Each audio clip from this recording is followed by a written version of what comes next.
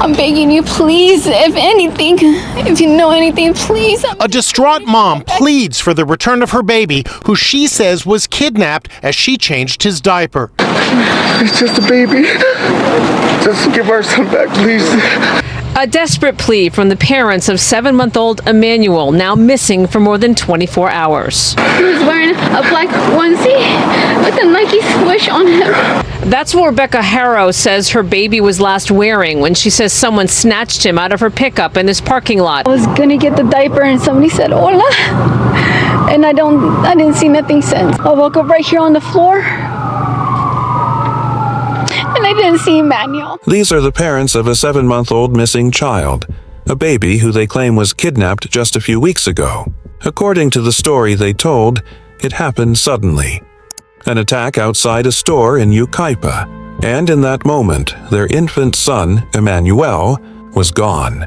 From their interviews and from their faces, they appear broken and desperate. A mother begging the public for help, a father swearing he knows nothing. At first glance, they seem like grieving parents living through every family's worst nightmare. But what if I told you? Behind these emotional pleas, they are hiding something far darker than anyone could imagine. The false normal before the night of August 14th, 2025. Before the news headlines and the police press conferences, Baby Emmanuel was simply a little boy beginning life in a small California town. Just 7 months old, he was known for his chubby cheeks, his bright smile, and the way he could light up a room without even trying. To neighbors and family friends, he was innocent, joyful, and full of promise. At home, Emmanuel's world revolved around his parents, Jake and Rebecca Haro. They often described him as their miracle child, the baby that brought them closer together. Friends recall seeing Emmanuel in his stroller, bundled up on warm evenings as his parents spoke about how much love they had for him. On the surface, they looked like any ordinary family. A young mother, a proud father, and their first child trying to build a future together. From the outside, there was no sign of the darkness that would soon consume them. But everything changed in early August. Within a matter of days, Emmanuel would go from being a cherished baby in his mother's arms to the center of one of the most disturbing cases California had seen in years. The day of disappearance, the timeline of baby Emmanuel's disappearance is as confusing as it is heartbreaking. According to investigators, the last confirmed sighting of the 7-month-old was around August 5th, 2025. For days after that, Emmanuel wasn't seen by anyone outside his parents. Neighbors, friends, and even close family members later admitted they hadn't laid eyes on him in over a week. Then, on August 14th, his mother, Rebecca Haro, called authorities with a frantic story. She claimed she had been attacked outside a store in Yucaipa, California. In the middle of that supposed struggle, she said her baby was taken from her, snatched away in an instant. To her, this was a kidnapping. To the police, it was the beginning of a mystery filled with contradictions. From the very start, officers noticed that details in Rebecca's account didn't quite add up. The time, the location, the sequence of events, they all seemed shaky. And while she appeared on camera pleading for help, detectives began quietly piecing together a very different picture of what may have happened to Emmanuel. What looked like a random kidnapping on a summer night was about to unravel into something far more sinister. The investigation begins when the first call came in about a possible kidnapping. Authorities responded with urgency. Roadblocks were set up, search teams combed the area, and the community was told to keep their eyes open for any sign of 7-month-old Emmanuel.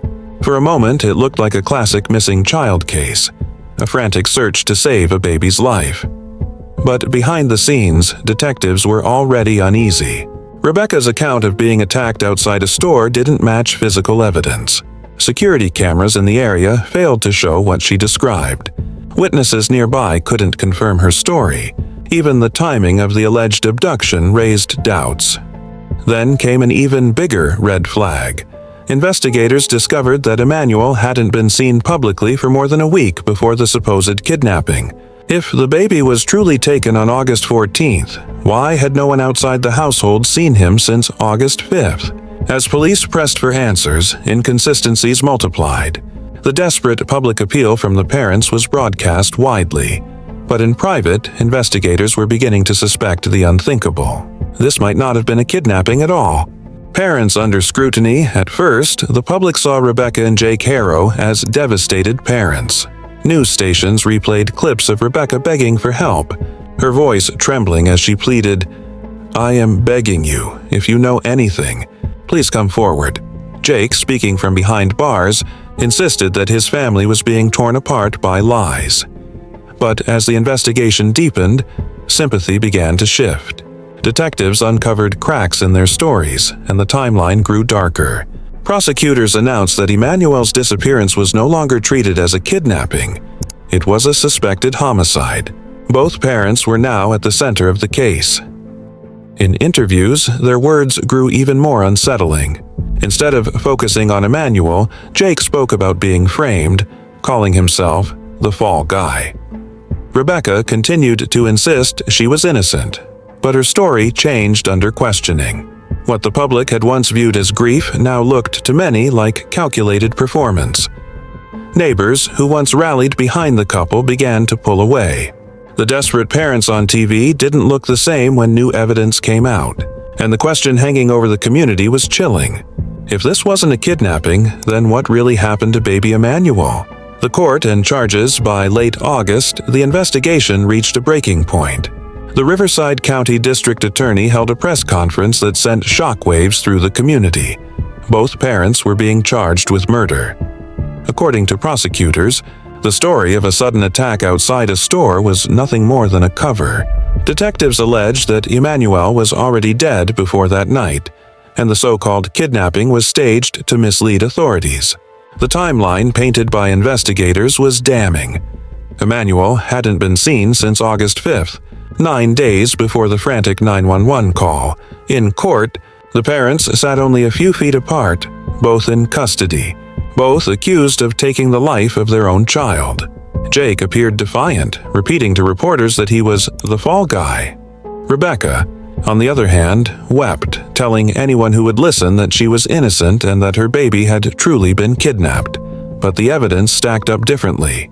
Surveillance footage, witness statements, and conflicting testimonies chipped away at their claims. For prosecutors, this wasn't just a case of bad luck or a tragic accident. It was deliberate, and it was unforgivable. The charges of murder meant the search for Emmanuel was no longer just about finding a missing baby. It was now about proving who was responsible for his death. The aftermath and public reaction. The moment the charges were announced, the story of baby Emmanuel transformed from a desperate search into a chilling tragedy. The community that had once rallied to support the Haros now turned on them. Neighbors who had donated time and energy to help in the search felt betrayed. People who had prayed for Emmanuel's safe return were left in disbelief. Across California, the case sparked outrage. How could parents who appeared so broken and desperate on television be accused of something so unthinkable? Social media lit up with anger, confusion, and heartbreak. Many demanded justice for Emmanuel, while others questioned how the truth had gone unnoticed for so long. The harshest criticism fell on Rebecca. Her tearful interviews, once viewed as the cries of a grieving mother, were now seen as manipulation. Clips of her pleading, "I am begging you, if you know anything," circulated online, but instead of sympathy, they were met with skepticism and fury. Jake, who called himself the fall guy, was also condemned for shifting blame instead of focusing on his son.